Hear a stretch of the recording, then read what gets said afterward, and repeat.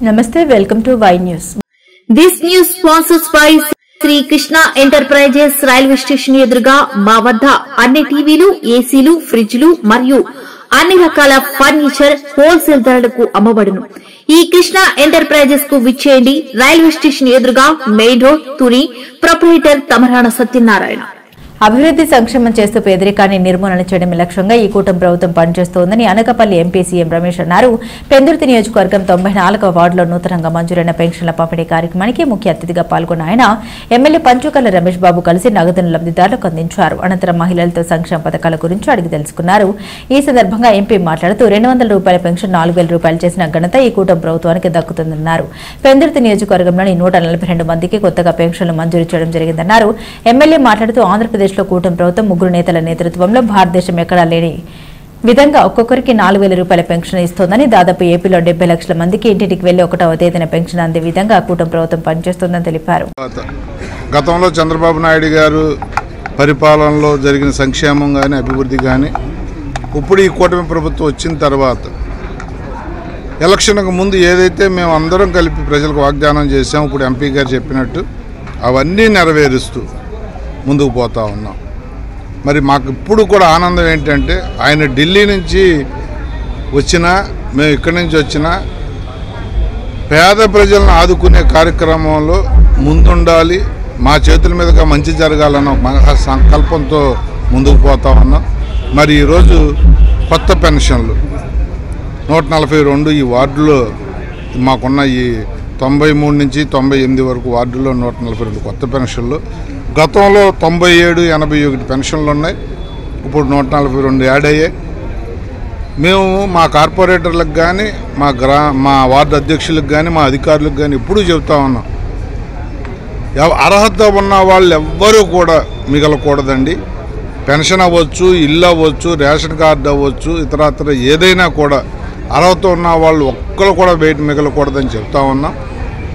తప్పకుండా ఇంకెవరైనా మిగిలిపోయినా కూడా ఈ నెల రోజుల్లోపు వాళ్ళను కూడా చేరుస్తామని చెప్పి మాటిస్తామన్నా.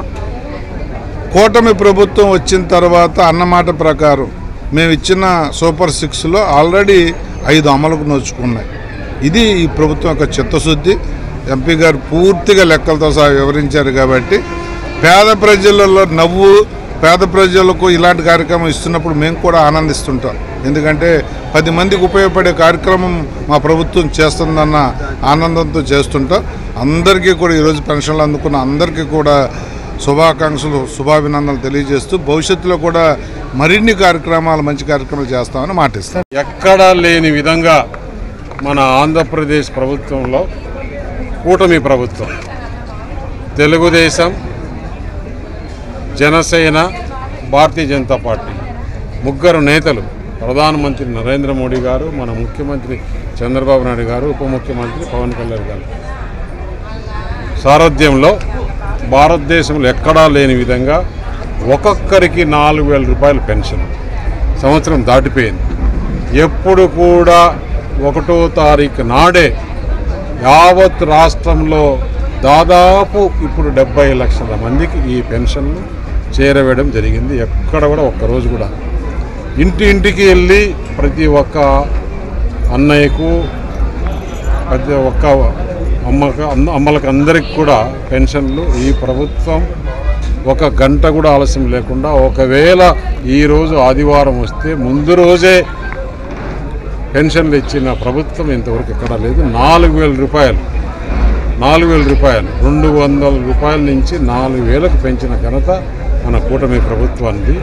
ఇదే కాకుండా ఏదైతే మహిళలకు ఆ రోజు చెప్పిన విధంగా గ్యాస్ సిలిండర్లు, ఆ సిలిండర్లు ఇవ్వడం కార్యక్రమం అయిపోయింది, సంవత్సరం అయింది మొదలుపెట్టి.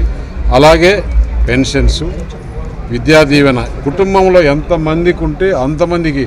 కొన్ని చోట్ల ఒక కుటుంబంలో 6 మంది పిల్లలు, 5 మంది పిల్లలు ఉండే దగ్గరికి కూడా వారికి కూడా అందరికీ 5 మందికి, 6 మందికి, 4, 3, 2 ఎంతమంది ఉంటే అంతమందికి ఎలక్షన్స్లో కూటమి ప్రభుత్వం ఇచ్చిన వాగ్దానం మేరకు అందరికీ ఇవ్వడం జరిగింది. రేపు మళ్ళీ రైతు బంధు కూడా ఏదైతే ఉందో అది కూడా రేపు వేయడం జరుగుతుంది. ఆగస్టు 15 నుంచి మహిళలకు ఉచిత బస్సు ప్రయాణం కూడా చేయడం జరుగుతుంది. కాబట్టి ఈ ఆంధ్రప్రదేశ్ రాష్ట్రంలో ఒక పక్క సంక్షేమ కార్యక్రమాలు, ఇంకొక పక్క అభివృద్ధి కార్యక్రమాలు చేసి ఈ పేదరిక నిర్మూలనే ఈ కూటమి ప్రభుత్వ ఉద్యమం అని చెప్పి తెలియజేస్తుంది.